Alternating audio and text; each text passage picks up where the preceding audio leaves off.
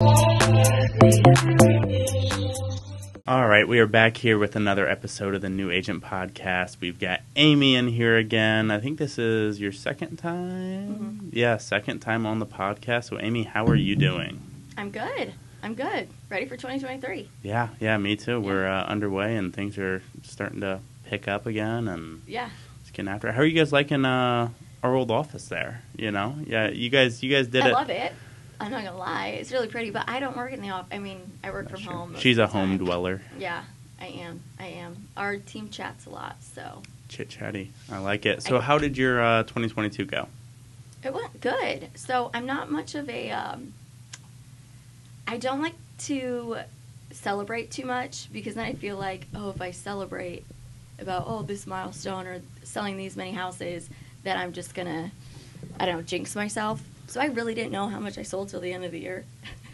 We were going through the numbers, but it was a lot more than I thought. I think it was 4.42 and 22 units. She thinks, but she said a pretty exact number there. I do the same thing. Whatever. No, I think it's important to track it, though, as you go. Yeah. That was something I do on the regular, as most people know. Which is something I need to do better at just moving forward, just as far as, this is a business and... Because that's one thing. You have the beauty of being on a team. You've got a lot of other people tracking the numbers and doing that kind of things, but I should have my hand in that the whole time as well. Yeah. So it's just on me. So with you guys, do you guys have like a system that tracks it, or does the transaction coordinator, who tracks like your numbers? Yeah. Or what's your guys' process? So we have Emilio, that's Heather's husband. He's not really the team admin. He's just like the director of ops. So he does all the system stuff on the back end. And he does one-on-one coaching with us every week too. And we track our weekly goals, how many contacts made, this and that. So yeah, he does all that stuff. And then too, he'll do like budgeting meetings with me as well. Okay, budgeting for like? For marketing expenses or just budgeting my whole life in general, not just business, but personal. Okay, so a little financial coach in there, too. Yeah, it's pretty nice, because I don't like finances, any of that. I just know not to spend it, and so he helps me kind of, like, take hold of my finances and, own them a little bit. But. Yeah, and that was one of my goals for this year, was to either start investing into my retirement or start picking up a couple pieces of real estate for investment purposes. Because, so something that happened when I got into real estate is it felt like I wanted to hoard my money, because it's like, it's not the unknown of not making money so much. It's just like, what if? What if that happens? What if this happens? So I've done a very poor job of like investing and like letting the money go, and that's one of the big goals for this year. Yeah, well, and especially now though too, now that you bought a house, so like I feel for me that's my next goal, is to buy a house. So it's like, well, I don't want to be like investing all this money, and then like, what if I can't pull it out right away? It's not that liquid, blah blah blah. So, but still though, I totally see what you're saying though, because I guess when I first got into real estate, everyone was saying, make sure you save up a lot of money just in case things don't work out the way you think. It's going to be more expensive than you think. But now that I'm into it, I'm like, oh yeah, probably shouldn't just sit there. Yeah. Well, and I think joining a team definitely helps that on the start of like not having so much out of pocket, because like when I joined Jake's team, I literally had like my license fees, and that was it. For real? Yeah. So like everything with like signing up with the MLS and all of that stuff, Central Lock. If you're an agent out there and you don't have Central Lock, please get Central Lock. I hate sending one-day codes. Who doesn't have it? There's a lot of agents. Don't have it? Yes. It drives me nuts. Oh, boy. So it's like $50. You know what I did the other day? I had to call the agent because it was one of those combo codes like on high school lockers, and it got jammed. And I'm like, I will buy you just a simple master lock, please. Those are the worst, especially when your fingers are slippery and then you're... Yes. And then, like, your clients come up and they're just staring at you, trying to get this thing open, and it's awkward. Whatever. Oh, it's a pain. But on aspects of buying a house, I kind of bought my house on a whim. I wasn't, like, looking, and then I just walked in and I was like, you know what, let's buy it. And it worked out. Yeah, and what really went through my head was, like, worst case scenario. Let's say Michael gets his license revoked from real estate for whatever reason. I can't do it. Like, at that point, then I would just sell it, and if I have to take a loss on it, I take a loss on it. Right. And you're so young, too. I mean, a lot of people, it'd be one thing, like, if you had kids and a wife to support and stuff, you can't necessarily like play around with your money. But how old are you? 19? 23. Oh, Just come kidding. on. Just That's kidding. a low blow. Just kidding. But yeah, like you're way ahead of most people our age. So Thank you, Amy. That might be the nicest thing you've ever said to me. I know. Don't expect it more. But I would say one thing, definitely to consider is like with the, kind of variable income that we have is like go way below your budget. Oh, like, absolutely. Way below. Like my mortgage is like $500 a month. That's amazing. Like amazing. Worst comes to worst, I can go DoorDash for $500 a month and still be Right. able to like donate plasma. Yeah. Make the bills, make the Yeah. mortgage. That's all that matters. Literally, that's so smart though, because so many people our age, I feel, I mean, They're like, they hear they can get approved for $300,000. So okay, I'm gonna push it. And then what if something happens and you just can't afford that anymore? yeah, then you're like, oh no, I've got this massive liability that I can't afford anymore. I know. That gives me the aches. I know. But Freaks all me right, out. back on the topic. So Yeah. what are some of your goals for 2023? So it doesn't sound like much of a stretch goal. It's not, but either sell 5 million or 25 units, whatever's first. Hopes to do like 6.5, 7 would be cool. But I'm the type of person, if I put too much pressure on myself, then I freak out if I'm not like getting close to my quarterly goals and stuff. So I'm pretty confident I can do 5. So It's okay. My goal last year was 9 million, and I sold the exact same I sold the year before. So, well, see, I'm just not that. Like, it works for you. You're like a go-getter. Like, let's go, always pushing, like moving the needle forward. But I didn't move the needle forward though. Okay, but you thrive though off of that kind Oh, of I do. competition. I enjoy the and- stress. I enjoy the pressure. I'm not. So 5. We'll go with 5, which I think is. I would be very happy if I sold 5. So Yeah, I mean, I think 5 is definitely attainable. I think I pushed mine to was at 4.8 this year. I think I pushed to 5.5. So yeah. Tried to step back, and I think one of the big things last year was like my first year. I worked every weekend, every day. It was nonstop. I took 0 vacations, and then last year I was like, you know what? We're making this money. We bought a house. Like, let's enjoy life a little bit. So I went out and went on a couple vacations and all that. And you still sold more. I mean, so you had a lot of work-life balance, and you still upped your numbers. I didn't up it. I thought you said 5.5. No, I did. No, that's what my next year goal is. Oh, I gotcha. No, I sold the 4.8. exact same. The exact same, pretty really? much by 20 grand. I was less 20 grand this year. But still, though, I mean, at least, anyways, I think there's so much value to work-life balance. Like, I know Jake posted about Stacy's, and Stacy took a lot of trips and stuff, and still did really well this year. So. Now, work-life balance. Let's jump into this for a bit because people are going to get angry. Like it? Okay. Well, I just think people put way too much they villainize work-life balance, like working more. Like, yeah. I don't see work as like me sitting at home and responding to an email or a text message, or like Stacy yelled at me because I used to sit at home while I'm watching TV and I would refresh the hot sheet to see if anything popped up. And she's like, Michael, you need a work-life balance. And I'm like, but if you enjoy that and it doesn't feel like work to you. Exactly. And I'm just like, I'm not going to be doing anything else. I'm sitting there mindlessly staring at a TV like this. Like, it's different. Like, there was a couple times, like when I went on my trip to Boyne last year in January, I was taking phone calls on the lift right up. Now that okay, like I can see where that comes into play, but I feel like people basically want you to hate work, and so they try to get around it by saying, oh, you need work-life balance. Right, because I think so many people do hate what they do, where I don't think it's like really a true thing you need to do if you love what you do. Yeah, no, and I think it's awesome if you can find a career that you love, especially at this age. But I guess one thing for me is, like, sometimes my friends will be like, seriously? Like, it is 9:30. You do not need to respond to that text or answer that call.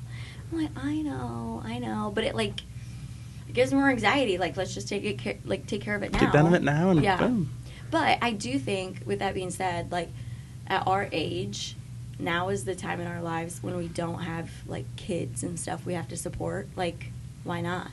Yeah. Why not work a ton? Like, that text message it's going to take 2 minutes of our night. Like, how do you know I'm even texting a client? I could be texting a friend or something else like that. Like, and they eventually start, like, backing off because I had the same thing with my friends. They were like, dude, all you do is work. You come out and you're texting people.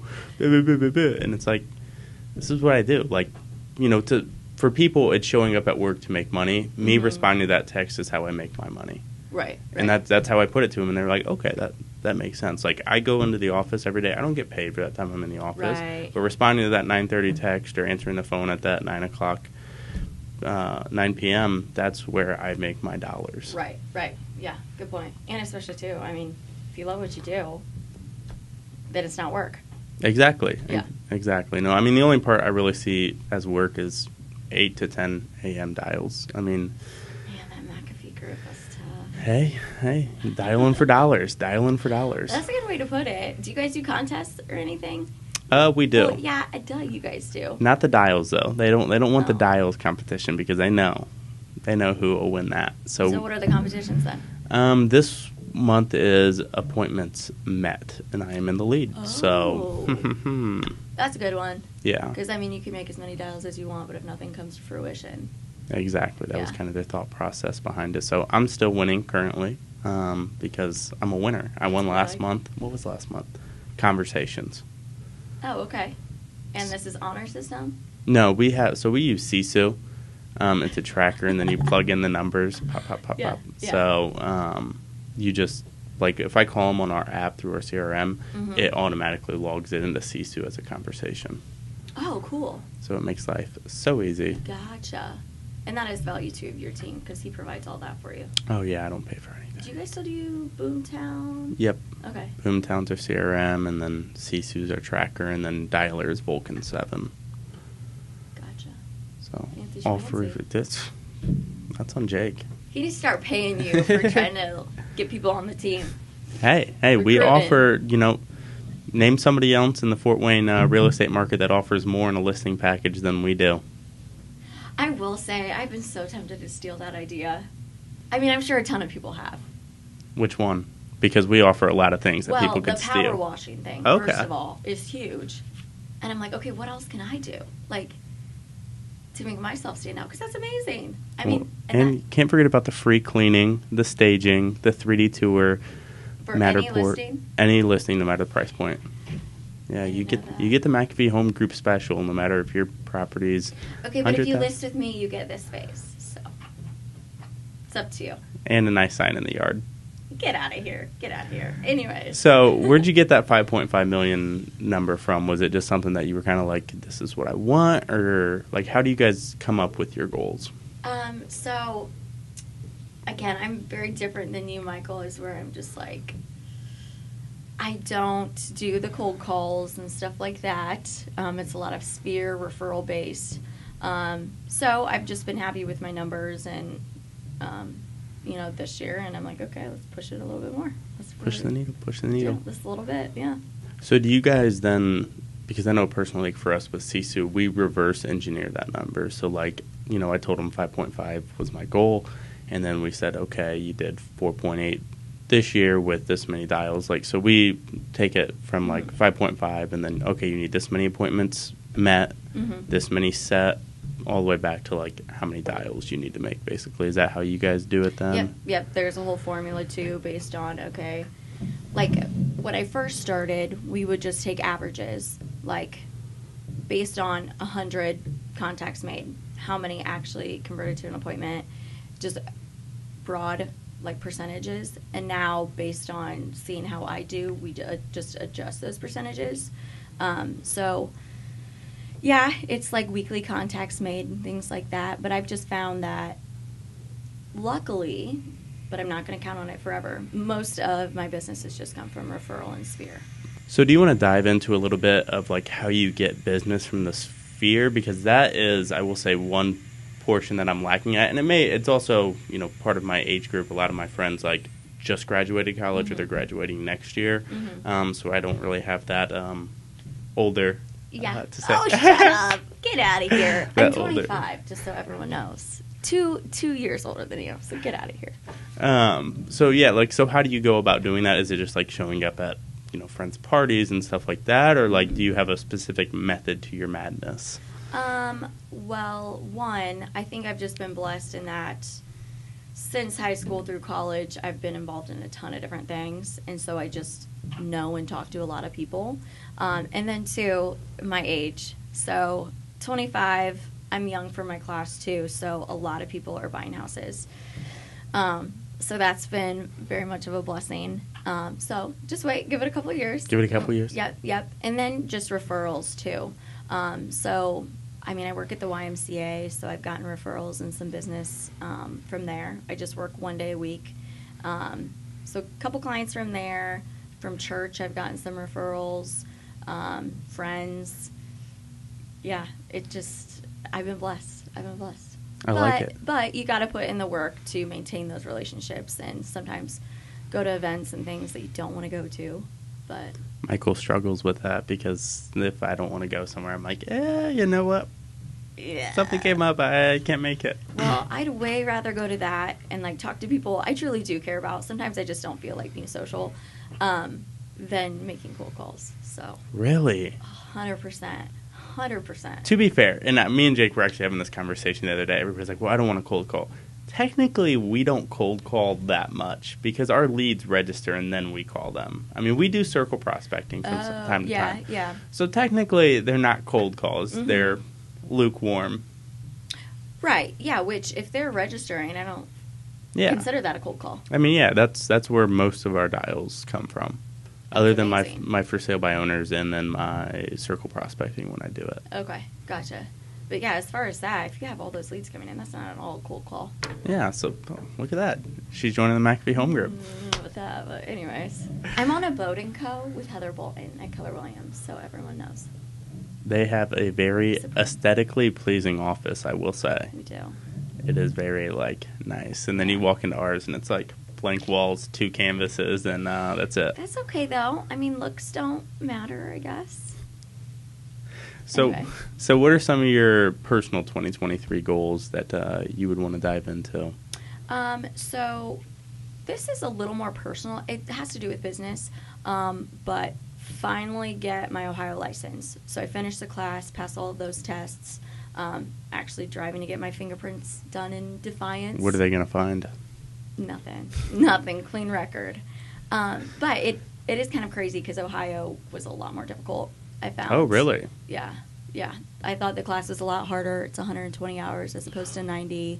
You have to get your fingerprints, do an FBI investigation thing.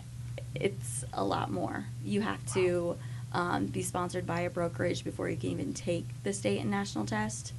There's no reciprocity. So I found it to be a lot harder. By the end of the month, I hope to actually, be in the MLS and be running. But that's just kind of a thing for me, is just to kind of expand into the Ohio market. I don't really have any goals set as far as number of transactions in Ohio. I just kind of want to get to know people at that brokerage and just local agents over there. Yeah, well, and I think it helps, too, because you're out in Hoagland area. Not anymore. I forgot. You're northeast. She's now. northeast now. But I hope to be back in Hoagland, so. Yeah, but you have a lot of connects out in the Hoagland area, and, I mean, that's pretty close to the Ohio line. And, I mean, I've sent out referrals to people over in Ohio, and I've thought about it, but it's one of those things that seems like... It's a hike. It's I'll just send them to Amy and get 30%. Per seat. 25. 30. 20, okay. Well, but... Still, yeah, that was kind of my thought behind it. Was I've had several people just ask me personally if I could show them houses in Ohio or if I knew anybody. I'm like, well, why don't I do that? I'm young. I have time to take the class. And then 2, I've noticed that there's very few agents in Northeast Indiana that also have their Ohio license. So all of those referrals are going to those 2-3 agents. I think it's Andy Miller's one of the only ones I know, and I've sent him everybody because everybody recommended him. Every time I ask for an Ohio agent, they're like, Andy Miller, Andy Miller, Andy Miller. Yeah, exactly. And so I was like, why can't I be one of those people? So boom, I like it. Boom. So what brokerage are you going with over there? Keller Williams still. Okay, I guess it doesn't matter. Yeah, because it helps a little bit as far as money, as far as the splits and stuff, and it makes it a lot easier because it's all the same system. But they don't. Their nearest office. I was going to say Vandalia, Ohio, which is north of Dayton. Okay. Yeah. So they do have offices in Toledo, but all of those people are based out of Cleveland. So I was going to say, we're doing Dayton. I think I remember when we were back at Keller Williams looking, and I was like, there is nobody in Keller Williams that services that area. Yeah. So, hey, my hope is, though, any of those KW agents in Ohio want to use a KW agent in Northwest Ohio, I can help them out. Boom. So, I like it. So any big differences you notice, like contract or law-wise from Indiana, Ohio, that you were like, that is weird, or like, that's awesome, Indiana should do that you've noticed yet? I mean, I know you're still very in the early stages of it, but even with like the test or the course or anything like that? Not a ton. I do think Ohio, if I remember right, I should know this for my test, but no, I don't want to say that. I don't know if it's right. Never mind. You can say it. I can just cut it out. Well, it has to do with either like the lien theory or title theory states. You know how like we're lien theory, so like I don't own, like, let's say I buy a house, I don't own it outright, like the mortgage, like the lender has it, but I still get to have title in my name. Mm-hmm. But for them, I think the lender owns title. Oh, okay. Until you pay it off. Interesting. Yeah. I could be wrong on that, though. Don't quote her on that. Don't quote me. But yeah. Gotcha. No, I think that's I mean, it's kind of a big deal. That is. Yeah, it's so kind of weird. I should probably get that straight. So. Anyway. No, I think that's a fantastic goal, and it's going to be a great way to, get you to that $5.5 million, being able to expand into that area. Mm-hmm. Anything else you can think of? I'd like to buy a house. So, as you know how it is. Being self-employed, you have to have, they like to see. BIP State Bank, go talk to Adam Fusselman. I forgot, 1 year tax return. That's it. Okay, well, that's it. Yeah, and then obviously just looks at debt to income ratio. Yeah, I mean, that was the biggest thing, was debt to income ratio. Yeah. Was that they looked at, they saw the money. I had the money there. Yeah. They saw, how much I made, and they were like, yep, your debt to, they basically said, we can get you up to your max debt to income is what we'll pre-approve you for. And obviously, decent credit score. Yeah. Okay. Yeah, I'll have to look into it, but I might try to buy a house from my dad maybe and do it like on land contract. So I may not even need to have a loan, but we'll see. Either way, that's potentially my goal. I like it. My brother actually just purchased his first home at the ripe age of 21 years old. Yeah. That's impressive. Where at? Out northeast by you. You know Maple Crest and Stellhorn, where they intersect? Mm-hmm. And then there's that, like, tire shop, mechanic shop right here. Mm-hmm. It's in that neighborhood right back there. He got a 3-bed, 2-bath ranch with a 3-car garage. 21 years old. 150, conventional. Wow. Yeah. 3-car garage. That's nice. It's a 3-car garage, so, like... It has an addition for a 1-car on the other side of the house, so you've got like a 2-car here and then a 1-car here, so it's like great for lawn storage. Oh yeah. He got a riding lawnmower thrown in, a roller, bunch of lawn stuff thrown in. Okay. That's what you get when you get a good real estate agent like me. Oh, jeez. You get those deals and steals. Oh my! But good for him though. That's amazing. Yeah, I was like, wow. Okay. Yeah, right. But that's a personal goal. We'll see how that goes. Just some things are up in the air, but yeah. Are you looking at any multifamily house hacking it for your first one? I don't think so. I'm not a city person. You know this. I live in an addition now. I'm not even in city limits. And there's a woods behind me and a field. But I still can't take it. Really? To be in an addition on a street, I can't. You don't like how close you are to everything? No. Really? No, I didn't. Well, my problem is, okay, you can cut this out, but we got 2 cats to keep the squirrels away. Mm-hmm. Okay? Well, the neighbor had a big old fuss. She's like, your little Bambinos are scaring my elderly dog. I'm like, these things are tiny. Anyways, long story short, they have to live inside. Well, my landlord, my friend, she's like, I'm not having indoor animals. So they live in the garage. So what kind of a life is that? And then I'll let them out sometimes just because, like, you're a cat. Like, have fun outside. Run free. We've had people knock on my window while I was taking a nap to, like, wake me up. Do you know your cat's out in your front yard? I'm like, yeah. He's an outside cat. Yeah, exactly. But anyways, that's just one of the things. But Okay. So just not liking the being so close to everybody and everybody in your business. Yeah, no. But anyways, so out in Hogan's, where hopefully I'll be. Not a whole lot out there, though. You country people, I get it. Especially if you want acreage, there's not a whole lot. No, there's not. I might have something off market for you. Awesome. Well, Amy, so what is one thing that you want to change about your business from last year that you feel you could do a better job this year, if anything? I would say try to be more in control of my business, where the way I answered your question about where did your business come from last year, it was very just kind of, if something falls in my lap, I'm lucky, blah, blah, blah.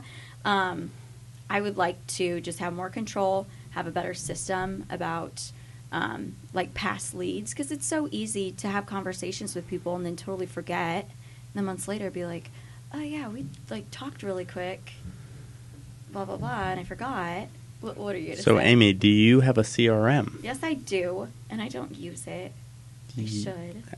Go ahead and ask Jake about that, because he was the same way. For a lot of years out in Florida, he did not use a CRM, and he, like, kicks himself because he's like, I left so much money on the table by not using a CRM. Like, it's so fantastic. I'll talk to somebody, they'll be like, hey, you know, my son's graduating high school in June. I set it to do in June to call him. I call him, hey, I know last time we spoke, you know, you said your son was graduating and just wanted to touch base, see how that went, and see if you guys were looking to buy or sell. Mm-hmm. And they're like, oh, my God, this person remembered me. Little do they know I had my notes there and a to-do set up, and then I call them, and boom. Like, it's a game changer. That's one thing, too. I don't know about the 8 a.m., but I do want to be better about being very structured with my time, which I've gotten better over the course of just 2022. But so that way it's not like, oh, the day just happens and I didn't take a chance to put those notes in. Because that's what happens. You know, every day things are a little different. But you guys block out this time and you're like, no matter what, we're going to be in the office making these dials, making these notes. That's what I should do. Because otherwise the day gets away from me and then you forget. Yeah, and Jake actually I don't know if you saw his live video about time blocking the other day. If not, go back and watch it. But it's basically, are you a to-do list person or anything? If I want to feel good about myself, I make the to-do list just so I can cross it off. But, so, and that was his big thing. It's like, you know, you have these to-do lists and you have 10 items on there. At the end of the day, you get done and you have 8 of them checked off. You're like, wow, that was a productive day. When in reality, you still missed 2 things. Or if you time block it, you're going to get everything done.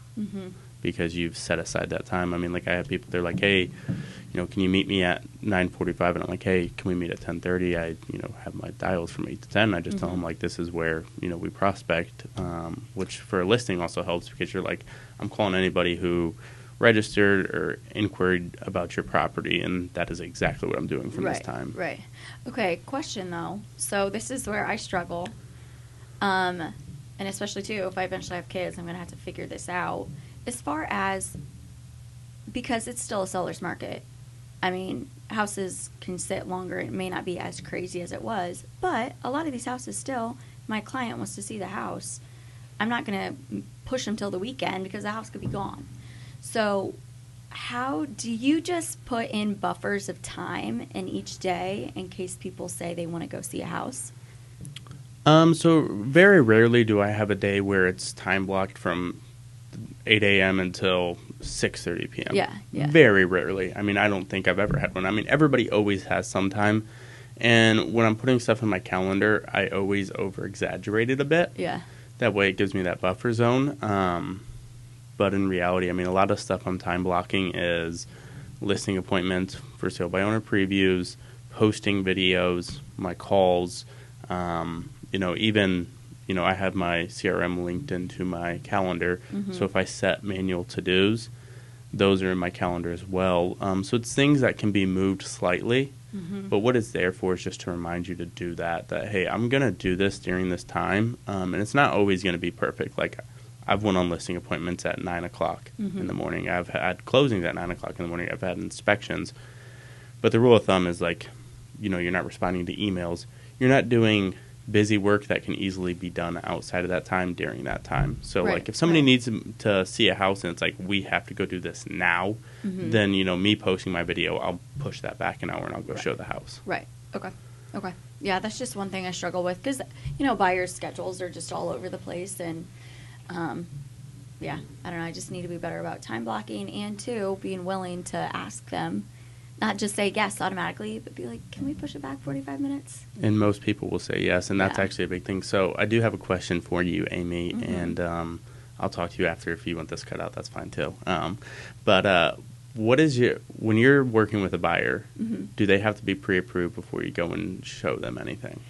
So I will usually say I'll show them one house prior to, because there are different circumstances out there. Well, I'm not going to, that's a little, there's different circumstances. I've been burned before where I'll be like, yeah, I'll show you houses. We look at 6 houses, and then it's just like, Ghost town. I've had one guy want to look at houses with me because he wanted me to go on a date with him, and he never got pre-approved. And I find this out 6 months later, and I was upset. I was upset because I was like, you asked me a couple times, and I told him no. But I'm like, seriously, you continued? And then he just straight up told me, and I'm like, that's really annoying. That's really annoying. Like, not only did you waste my personal time, and I told you no, but you also wasted my professional time where I could have been helping somebody else. Yeah, exactly. So, yes, typically the first one. But after that, I'm like, there's really no point. I mean, and because, and I know Jake's made videos about this too, and he's so right. It's rude. I mean, it's inconsiderate of the seller's time. Speaking of Jake, he's dancing. Yeah. It's inconsiderate of the sellers, especially too, I mean, if it's a vacant property and it's go and show, that's one thing. But especially too, if it's in the evening, they have young children, they want to get the kids to bed, whatever, and this person really has no intentions of buying the house, and they make everybody clean up and get out, take the kids and the dog, then it's tough. So I really should change that, and I really should say, I will give you one showing just so you can see what it's like, the information I bring, but it has to be a vacant property. Yeah, and I mean, that's fair. Like, I preach that, almost all my buyers are pre-approved before I show them anything. Mm-hmm. If it's a vacant property, I may throw in the one-off if I'm slow, and I'll be like, yeah, we can go take a look at this. It's going to be a vacant property. Yeah. No big deal. Or, I don't even have to have that letter, but if I know that they're talking with a lender about getting pre-approved, mm-hmm. and I call that lender and like, yep, they should be good to go, I'll show that without the letter. Right. But yeah, I mean, that's the biggest thing is like, as a listing agent, like, when I get feedback and they're like, oh, the clients love the house, I'm like, awesome, you're just putting an offer. Well, they're not pre-approved. I'm like, why did you make my seller pack up his dog, get in the car, and leave for an hour and a half just so your clients could love it, but they can't make a move on it? And you're like, right. You just wasted my time, your time, the seller's time, and the buyer's time, mm-hmm. because there's no point. That's what open houses are for. If you're not pre-approved, go to the open house. Mm-hmm. And I even accompany my buyers to open houses sometimes. I'll be like, hey, you're not pre-approved, you're not ready, let's go to this open house. And I'll either go with them or I'll call the listing agent and say, hey, Bob and Sue, my buyers are going to be stopping by. I just want to let you know that they are my clients. Yep. That way you have a heads up. And I guess part of me, the reason that I'm willing to say yes is because it's just another opportunity to be with those potential buyers in person, talk further, build rapport, explain the process further. Sometimes it more seals the deal with them being your client type thing if you haven't had an official sit down yet, which is it laziness on my part? Maybe I should be more like, no, let's do a buyer's consult first. And that's something I've been implementing a lot lately is doing buyer consultations rather mm-hmm. than going to see that property. And then I walk them through the entire 8-page Indiana purchase agreement. We do a deep dive on their criteria, mm-hmm. and then we end the meeting with, depending on where they're at, hey, go get pre-approved, and we can start seeing stuff. Because, I think at that point, the problem is there's so many agents right now. Yeah. And basically... And if you won't show them, they'll go find whoever it is that they have on Facebook and be like, hey, can you show me this house? And they will. Yep, and they will. And, I think a scarcity mindset would be, well, I have to show it to them then. Mm-hmm. And... it's one of those things where I've set my life up where I'm comfortable enough where too many people want to let the buyers control the agent, mm-hmm. and you're just setting that entire chain of events off on the wrong foot because then they think that they're in charge. Where if you're like, hey, you need to go get pre-approved, this is our process, mm-hmm. they know that, hey, he's the expert, he's going to listen Yeah. We're going to listen to him. Like, do you go into your doctor's office and you're like, hey, doctor, we're going to do it this way. Yeah. I know you said this way, but we're going to do it this way. Where that happens a lot in real estate, where they're like, the agent's just like, yeah, okay, we don't want to, I don't want to lose you, or I don't want to upset you. Where I feel like, especially my wealthier clients, they respect you so much more. I had a guy that fought me tooth and nail about getting me proof of funds for a high dollar listing we were going to go look at. Tooth and nail. He was like, never had to do this before in my life. Why should I have to do this? Blah, blah. He got into me, and guess what? He respected me a lot more. They didn't end up buying, but he got me the proof of funds, so we went and saw it because that's my thing. But I feel like anybody who's not willing to get pre-approved or start talking to a lender isn't serious about buying. Right. Yeah. Yeah. Or even, I guess you don't have to necessarily provide all the documents and get that pre-approval letter yet, but at least talk to somebody. Yeah, Because, get the process a going. conversation with the lender. A quick question for you. Again, you can cut this out if you don't want it in here. What do you do, or what do you find, I guess, for your buyers? Do they do a lot of shopping around with lenders, or do they pretty much pick the first person they talk to and go with it? Pretty much the first person they talk to. I've had very few very few where they'll even shop it around. Most of the time, they're just like, hey, I'm good. And most of the time, it's a local lender. I haven't done too many with out-of-town lenders. So that's a good part, but most of the time, I can't get them to shop it. I always recommend people to shop it with 2 or 3. I'll send them my recommendation, and then I say, I always recommend people get at least 2 to 3 opinions on it. Yeah, yeah. Okay, because that's what I found too. But I guess whenever I go to get a loan, I'm going to shop. Adam Fusselman, Bippa State Bank. All right. How much does he pay you? Is he the sponsor? Is he the sponsor of your podcast? Oh, I wish. Maybe we should. No, he's just. Maybe he could make a cool cup like I have. Adam probably. I don't even know if me and Adam are friends on Facebook, so I don't even know if he's going to see this. Fine. So, but no, they're just fantastic with that portfolio loan. 10% down, no PMI, conventional mortgage, and we got my appraisal back same day that it happened. Really? Yeah, it happened on Friday. We got it back Friday. You're kidding. Swear. Fantastic. Dang. Okay.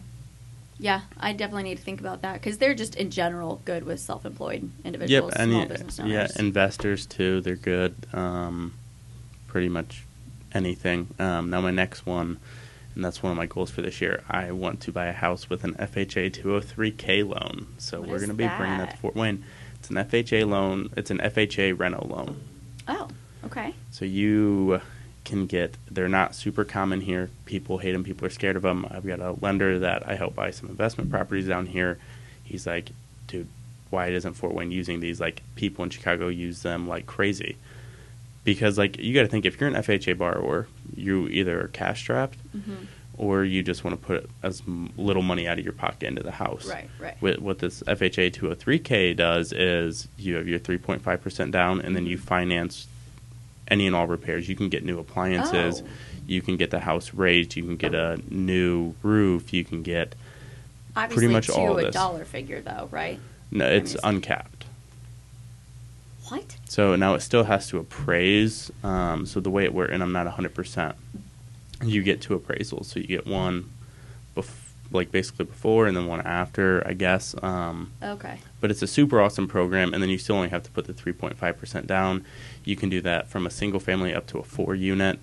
Wow. Yeah, and then it's all rolled into that. Because what a lot of people do is they'll, I know BitBest does this, they'll ask you, hey, do you want any repairs? You say yes, you get them the quotes, and then what they do is you get your mortgage, and then they take out a home equity line of credit right on top of that for that new appraised price, which is kind of the same, but not the same.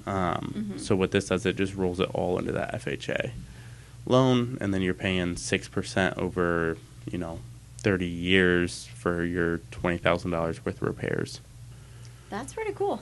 Yeah, so we're gonna give it a go. I'm gonna be the guinea pig on it and see if it works. You better get back on here once you're in it. And I'm planning on doing like a whole documentation of it. Oh, so, cool. And then if it works out great, then shoot it into some investor groups. Because what really made me realize it and kind of flipped a switch is I went to the Fort Wayne RIA meeting last week, and I asked them, I was like, hey, does anybody have an experience with these FHA 203K loans? And it was crickets. And I was like, how are the investor groups like not using, like there has to be something with these. If they're using them in Chicago and these other places, they're good. Fort Wayne's just lagging behind, and I want to get on top of it and see if it works. But I mean, the investors, and what I understand about this group is like these investors do a lot and they know what they're doing. Yes. So, I mean, I would think that someone else has done the research and at least tried it, but apparently not. Well, and a lot of lenders here in Fort Wayne, they don't like to do them. It's a lot of work because you have to have approved contractors. You have to have the 2 appraisals. It's a lot of work for the loan officer side of things. The guy that I'm talking with, Ryan Cotter. He's like, hey, we can close these things out in 30 days. He's like, they are a pain, but once the loan officer does them a couple times and you understand what they're going to ask for and what they're going to need, he's like, we've got zero problem closing these in 30 days. Gotcha. Because that's the big thing is some people think they take 4 or 5 months to close, where he's like, dude, we can get them done in 30 days. That's amazing. And then you have all that money already set aside for the contractors, and then they come in and do the work, and it just comes right out of there, and boom, you're good. Now, obviously I don't know, like you're not a lender, but is it normal though for people to use an FHA 3.5% down loan on their investment property? The problem is a lot of these investors only want cash or conventional. I was going to say. So, and that would help. This would help because then, if the fourplex isn't in good enough shape to pass FHA, guess what? You can throw all those repairs into that FHA 203K loan. They don't have to worry about it. Which is tough right now because sellers selling investment homes aren't going to be familiar. Oh, I'm going to have to overpay. I'm going to have to technically overpay to make it worth their leverage. You're going to have a long conversation to try to explain it, and whether they want to hear it or not, type of thing. Oh, I'm going to talk to the listing agent, and then I'm going to send them to Ryan and let him explain it. And he's based out of Chicago, right? They've moved to Indiana. Oh, really? Yeah. Huh. Shoot. That's my boy. Your boy. Okay. Who's he with? He just moved. I don't remember. Oh. He just jumped. He was with Movement, and I don't know who he went to. That's right. Okay. Gotcha. But awesome. Well, Amy, do you have anything else to add? I don't think so. Any if you're looking to buy, statements? sell, or invest, my number is 260-416-9341. Thank you. We're going to be bleeping that out, by the way. Awesome, Amy. Well, it's always a great time chatting with you. I appreciate you stopping in, and look forward to seeing where your career goes from here. Yeah. Thank you, Michael. I appreciate it.